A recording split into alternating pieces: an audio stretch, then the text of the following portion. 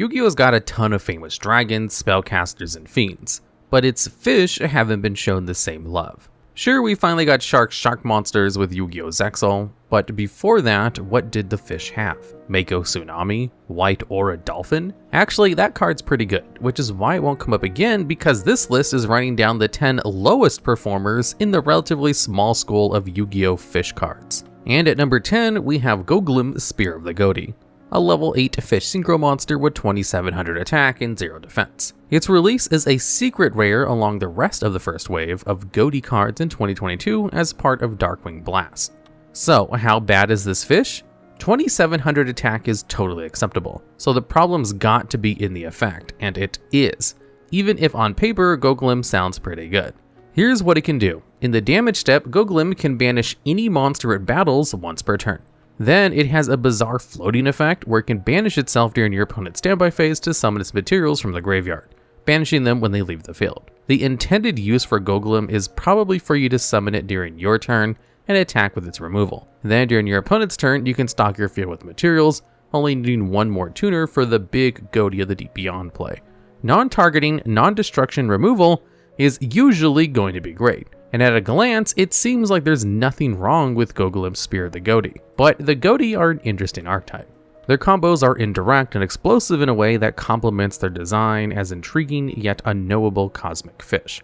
The main deck Ghotis are mostly made up of level 2 tuners that special summon themselves from the banish zone during your opponent's turn. Level 6s that can special summon themselves in various ways by banishing card, and Exib, Omen of the Ghoti, the one level 4 that happens to be decently okay at special summoning itself from the hand. The big idea is to get a level 4 or 6 on your board and one or more of your tuners banished. Paces and Shift will both return from the banish zone to the field during your opponent's standby phase and have the ability to synchro a fish as a quick effect during the main phase. This means you can use monsters on your field as cost to dodge enemy effects and summon one of the Ghoti synchros. Going into level 6, Arian Pass, Serpent of the Ghoti lets you banish from your deck. And if you choose Zep, she'll summon herself immediately and initiate another synchro summon, allowing you to go into one of the level 8s. Here you have 2 options, or more if you're going out of an archetype, like with White Aurora Whale. But your 2 Ghoti choices are Guoglim and Ascon, the bicorned Ghoti. And that's why Guoglim's Spear of the Ghoti is on this list. Guoglim falls off so hard against Ascon that it fell all the way to the spot number 10 here. When you summon Guoglim, your plays tend to end. Maybe you pull off its removal, but the battle phase can be tricky to survive when you've got no other tricks. Ascon, on the other hand, is a highly versatile card, able to banish itself and opponent's card on summon and then immediately bring itself back by banishing a fish from grave. If you banish a tuner for Ascon's effect, then you've already building a combo for your next turn. Perhaps the thing that exemplifies Ascon's dominance over Guoglim best is the fact that Ascon has one competitive placement in the TCG over Guoglim's none. These fish are competing with each other for deckless space in a very small pond, because the Ghoti just aren't a winning archetype, at least with the tools that they have now. One thing that's kind of cool with Guoglim and all the other Ghotis are their cryptic names. All of them except for Ghoti the Deep Beyond are anagrams of the word fish in various languages. Schiff, Fair of the Ghoti, is obviously fish in a very literal sense, but Pisces, Moonlight of the Ghoti, is an anagram of Pisces, which is a Latin word for fish. Guoglim is an anagram of Mulgogi, fish in Korean. But that's not all that's noteworthy about Ghoti naming conventions. The archetype name of Ghoti itself is properly pronounced fish, and its inventive respelling meant to illustrate the silliness and idiosyncrasies of the English language. Its words like enough, the GH makes it sound similar to F.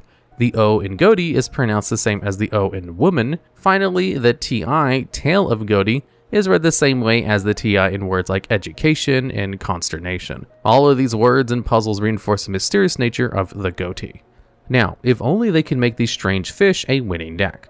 Unfortunately, that's unlikely because, rather than wanting to go first or second, the Ghoti want to go third. They need not just one turn, but 2 to set up, since much of their plays go off while your opponent has the board. And the loserest of the unwinning cards is Guoglim, who won't be going first, second, or third at all, because it just isn't included, except for here. You can find it on this list by taking the number 10 spot. Although Guoglim does suffer from poor synergies, it would still feel wrong to give a card with such an objectively good effect anything but the bottom place on this bad list. Flyfang may not have ever gotten off the ground in the competitive scene, but it's just bad enough to grab the number 9 spot on this list. It's a level 3 wind fish with 1600 attack and 300 defense that came out in the 2011 set Generation Force. And as a brief aside before we continue our deep dive into bad fish, let's address the elephant in the room, which is also a fish. An elephant fish? Anyway, there are a whole bunch of low stat normal monster fish that are arguably worse than just most of the cards on this list. I'm talking about you, White Dolphin, Bottom Dweller, Wow Warrior, and a whole bunch of others. But I don't want to flood this list with a whole bunch of normal monsters because that's just not very fun. To keep things interesting, we'll only be including normal monsters that are especially bad. And the ones on this are, which is why we're talking about Flyfang now and the real bottom feeders later. This seemed like a good spot to get out of the way because it kind of demonstrates what's wrong with Flyfang. It disappears for a while and then shows back up and the whole thing is confusing and inconvenient, and let's just get back to it. 1600 attack is pretty good for a level 3, and with its piercing effect, Flyfang has some serious low level bite. But then comes the tricky part. At the end of the battle phase, Flyfang banishes itself if it dealt damage. It'll come back during your next standby phase, but it won't be around to protect you from your opponent's attacks. And it's just not a good enough card for you to want to keep it quarantined from your opponent's effects in the banish zone at the cost of exposing your life points. Flyfang actually isn't the only level 3 wind ocean-based creature that does this. Skystar Ray and Air Orca are both sea serpent creatures that banish themselves after attacking directly, or using this effect to pop a face-up card respectively. They don't qualify for this list because they're not fish. But even if they were, Flyfang would still be the worst of the bunch. It has the highest attack, but Air Orca's removal effect gives it more options. And Skystar Ray attacking directly stall was a semi-okay rogue strat in Duel Links. So sorry Flyfang, the whole idea behind these elusive ocean creatures is that they're difficult to catch. As in, like fishing, and they show up in a few spells and traps that try to make use of their banishing mechanic. The very strange and epically named Oh Fish is a counter trap that shuffles a banished fish, sea serpent, or aqua monster to negate and destroy an effect monster. And the card shows a giant Flyfang crossing dimensions to chomp some poor guy. Fish and Kicks can pop cards in the field if you have enough monsters banished, and Fish and Swaps lets you discard 2 to add 2 banished fish back to your hand. Fish Rain is not as good as Snake Rain, but it does try to help keep your combos going by letting you special summon a fish, sea serpent, or aqua monster from your hand after another monster that meets those specific requirements is banished from your field. But here's where things get even more annoying, because Flyfang waits until the end of the battle phase to banish itself, and won't be able to use Fish Rain to keep attacking. If Flyfang self-banished a little earlier, there'd at least be another avenue to open to it. Not a good one, no, this would still be very slow and bad, but at least there'd be a vague picture of cohesive strategy. Instead, we just have Flyfang, and then we don't, because it has sent itself away. Like a shark, we can't stop moving. And now we're moving from one bad shark to another with Big Jaws, the number 8 card on this list. Also released in Generation Force, Big Jaws had a suitably big stat line for a level 3 water monster, 1800 attack and 300 defense. If you were thinking, hey, I know how to make Flyfang even worse during the last entry, you and Konami must have been thinking the same thing, because that's Big Jaws. It's Flyfang, but worse. It might pack slightly higher attack, but that comes at the cost of not having access to Flyfang's piercing damage. But don't worry though, Big Jaws has other parts of Flyfang's effects, the part that made Flyfang bad. Yeah, Big Jaws banishes itself at the end of the battle phase if it attacked, and unlike Flyfang, it doesn't come back. It's the kind of card that makes you ask, what's the point? Sure, it synergizes with the same banish card that Flyfang works with, like Oh Fish and Fish Rain, but not being able to return itself to the field burns almost any flexibility this card might have had. There is a psychological advantage to being able to shuffle Big Jaws over Flyfang as Koss or Oh Fish because the big guy isn't coming back anyway, but that mental edge translates poorly to advantage in the duel. And if you're willing to subject yourself to the grueling experience of running banished fish, then you're probably not lacking in mental constitution anyway. And at number 7, we have Torpedo Fish, a level 3 water fish with 1000 attack and defense that was part of the Invasion of Chaos set in 2004. Torpedo Fish has a very simple effect. While the field spell Umi is on the field, it is unaffected by spell cards.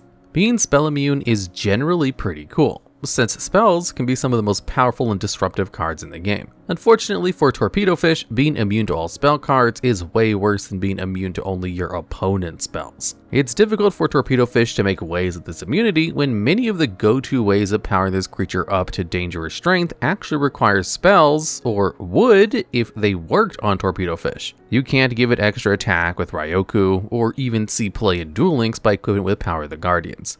You can't even get the 200-point attack bonus from Umi, because since Umi confers spell immunity onto Torpedo Fish, the attack gain is undone the moment the ocean fills the field. Having spell immunity is also a lot less valuable when it's reliant on other spells rather than being inherent, like with Silent Swordsman level 7. If you really need to mess up a Torpedo Fish with a spell for whatever incomprehensible reason, all you have to do is factor in one of the 10,000 outs for Umi first. The strongest case for Torpedo Fish doesn't even have anything to do with Torpedo Fish. There's another monster called Orca Mega Fortress of Darkness, which is a level 5 water sea serpent that can tribute Torpedo Fish to destroy a monster and tribute a Cannonball Spear Sailfish to destroy a spell or trap.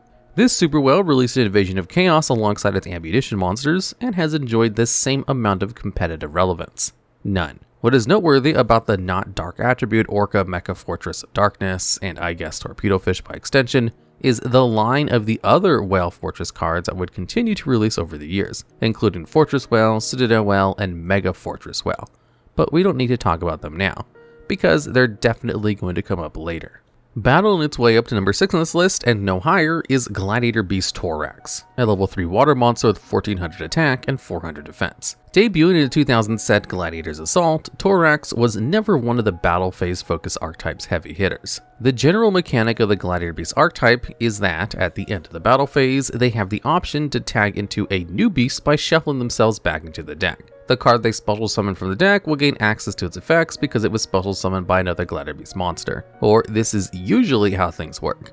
What makes Torax bad is that this fighting fish has no friends. Maybe it's just because the little guy is covered in spiny barbs, but none of the other Gladiator Beasts want anything to do with it. So at the end of the battle phase, when Torax shuffles itself into the deck, no new beasts are brought out. You just draw a card, which is generally something you want to do and do often, but it's just a bad look for Torax. Instead of choosing a strategic card to place directly on the field, you're losing board presence to gamble on your top deck. One of the strengths of the Gladiator Beast is that almost every card can be a starter, since if you manage to attack and survive the battle phase, you can search your deck.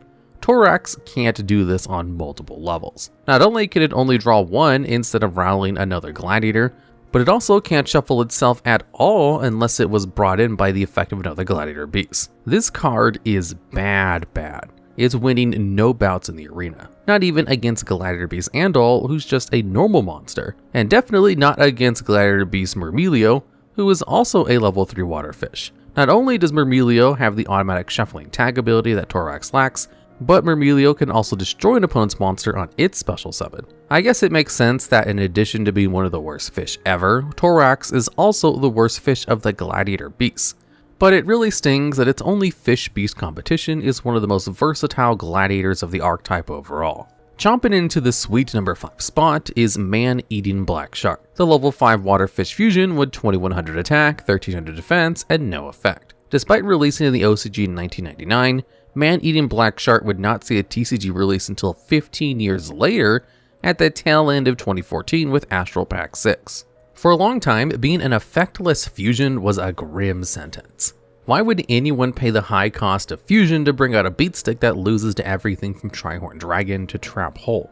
Unless your name was the Blue Eyes Ultimate Dragon and you were seen play for just fun or as part of a gimmicky OTK, no one was going to factor you into their strategy in any format. Instant Fusion came out in 2006 and could cheat a level 5 or lower fusion out of the extra deck at the cost of stopping it from attacking and destroying it during the end phase. So you could bring Man-Eating Black Shark out that way, but no one ever did.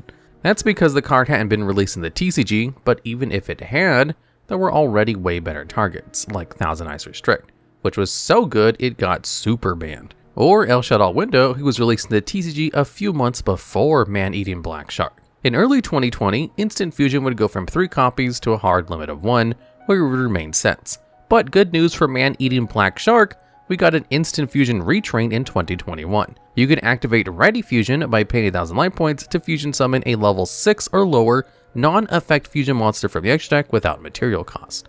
The monster would be destroyed during the end phase and couldn't attack, but the real benefit of this was getting a free body of any level you'd like between 1 and 6. You could even summon Alvain the Essence of Vanity for a level 2 non-effect fusion tuner to enable synchro plays. Unfortunately, cards like Sea Monster of Thesis, a level 5 water zombie from 2017 with a 2200 attack, had already power crept man-eating black shark as level 5 water fusion without effects. But let's also talk about your other fish-type man-eating black shark substitutes for a second. Deep Sea Shark is a level 5 water fish fusion that's been around since 2002's Metal Raiders, and with 1900 attack and 600 defense, it has worse stats than man-eating black shark. Marine Beast, another level 5 water fish fusion that didn't release in the TCG until 2017, despite being a pre-millennial 1999 OCG original, has an even worse stat line than Deep Sea Shark, with only 1700 attack and 1600 defense. So why man-eating black shark and not Marine Beast for this limited number 6 spot? Well, we're already getting really nitpicky here because you're unlikely to attack with any of these monsters anyway. But if you were going to try to use polymerization to summon these fusions out, the way Ra intended, man-eating black shark falls off incredibly hard. Both Deep Sea Shark and Marine Beast are fusions of 2 normal monsters, Bottom Dweller and Yugioh for Deep Sea Shark, and Water Magician and Behagon for Marine Beast. Man-eating black shark, on the other hand, requires 3 fusion materials, which is a bananas cost for a non-effect monster that gets outed by Goblin Attack Force. If you want to polymerize man-eating black shark, be prepared to offer up a Sea Common, Gruesome Goo, and Amazon of the Seas. The usual trend with Yu-Gi-Oh! Is that fusion monsters that require 3+ materials justify the absurd cost with an absurd effect, like Frightfur Tiger, Cordius the Trispastic Dealmon, or Elemental Hero Divine Neos. Rather than go down this route, man-eating black shark settles for just being absurd. Maybe if you're running a baffling but inventive normal fish strategy where you want fishes in the grave, you could use Future Fusion to stack your graveyard faster with man-eating black shark than with Deep Sea Shark or Marine Beast. But that extremely niche benefit is outweighed by the cost of acquisition. On the lowest end, you're still probably shelling out double-digit dollars for a copy of man-eating black shark, while Marine Beast goes for a little over $1 and Deep Sea Shark costs pennies. But there's a little more to say about man-eating black shark. You might have noticed that it bears close resemblance to another fish monster, Great White. That's because the artwork of man-eating black shark comes from a panel depicting combat between Great White and Oscar Hero number 2 from chapter 2 of the Yu-Gi-Oh! Duelist manga. During the videotaped shadow game between Yamayugi and Maximilian Pegasus, Yugi summons Great White and battles with Oscar Hero number 2. He's sure that he's going to win because the fish monster's 1600 attack is bigger than Hero's 1000. But the rules here are a little different, and the attack of water monsters is automatically halved when facing thunder monsters, so Yugi loses the engagement. King of Games, try King of Lame. This message was brought to you by Kuipercorp PR department. But as bad as man-eating black shark is in very few specific ways, it's still a free level 5 target for Ready Fusion, so it can't go too far down the list. Soaring in to take number 4 spot on this list is Flying Fish, a level 4 wind attribute normal monster with 800 attack and 500 defense. Originally releasing in the 2003 set Labyrinth of Nightmare, Flying Fish has seen neither competitive placements nor reprints for good reason. There are totally weaker normal fish monsters out there than Flying Fish. Not super many because it's pretty weak, but there are definitely a few cowering in the ocean's shallowest waters, right? That's what you would think, but turns out there's only White Dolphin, a level 2 with 500 attack and 400 defense. And that's not great, but it's acceptable for a vanilla level 2 from 1999 that ever actually made it to the TCG.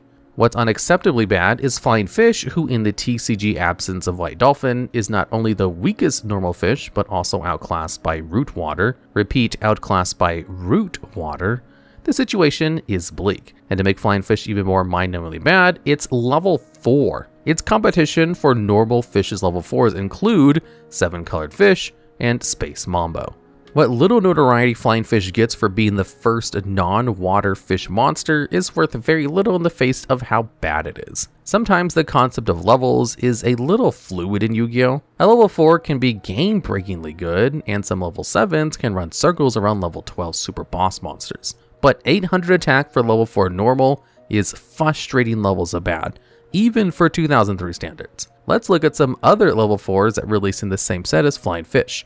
Shining Abyss, Gemini Elf, The Gross Ghost of Fled Dreams, and that's just the normals. If we widen the pool to include Feck monsters, the Flying Fish has to compete with Bazu the Soul Eater, Kyoko the Ghost Destroyer, Dancing Fairy, and even Revival Jam. Flying Fish does have one anime appearance to its name when Mako Tsunami used in his duel against Joey Wheeler in episode 68 of the Duel Monsters anime, but was quickly tribute away for Amphibian Beast, a much better normal monster. Like many retro cards, Flying Fish did eventually get a retrain, but unlike many of those other cards, the visual resemblance between Flying Fish and the new and improved Golden Flying Fish is not particularly strong. Golden Flying Fish also dropped many other aspects from the original, like its wind attribute and awful stat line.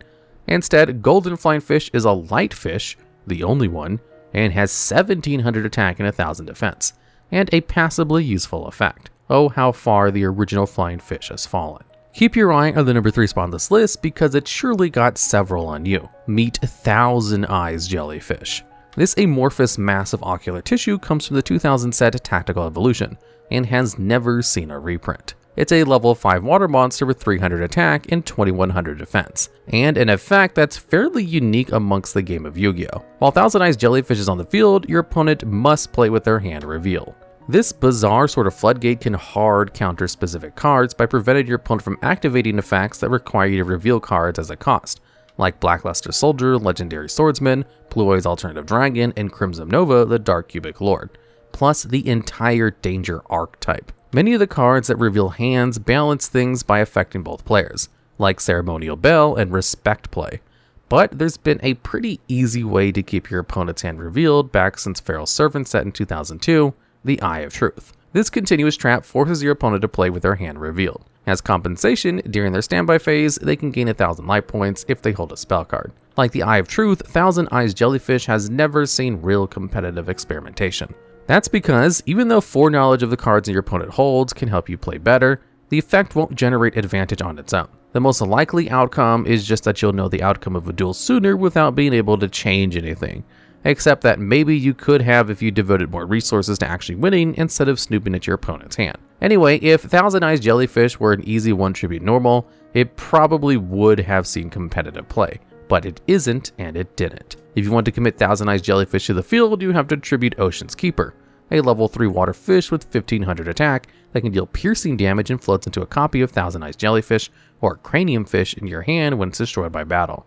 Cranium Fish just barely escapes the spot on this list because unlike Thousand Eyes Jellyfish, it can be normaled and special summoned, which makes it 1000 times more flexible than its Thousand Eyes sibling. While it is useful to know what's in your opponent's hand, it's less useful to try and use a weak monster that requires a specific non-engine name to special summon itself for specifically your hand. Thousand Eyes Jellyfish is another dead draw until it isn't, and that hurts your chances at drawing into the other card that makes this one come live. Its name is interesting though. Another notable Thousand Eyes monsters includes Thousand Eyes Idol and the Thousand Eyes Restrict. Idol of course is a level 1 with no attack and defense, but together with Relinquished can fuse into Thousand Eyes Restrict, the extremely powerful boss monster of major Duel Monsters anime antagonist Maximilian Pegasus.